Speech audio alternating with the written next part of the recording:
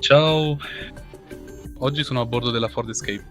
In questo video ti mostrerò come creare le informazioni My Key. Per prima cosa, date un'occhiata al display del quadro strumenti e poi andate alle impostazioni.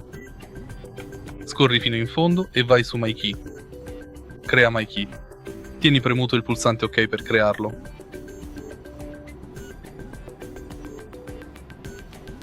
Sapere. Puoi regolare il profilo, è possibile abilitare il controllo della trazione. Puoi impostare la velocità massima per la tua chiave, puoi impostare l'avviso di velocità e abilitare il limitatore del volume o cancellare le mie chiavi. Se hai trovato utile questo video, lascia un like, un commento e iscriviti al canale.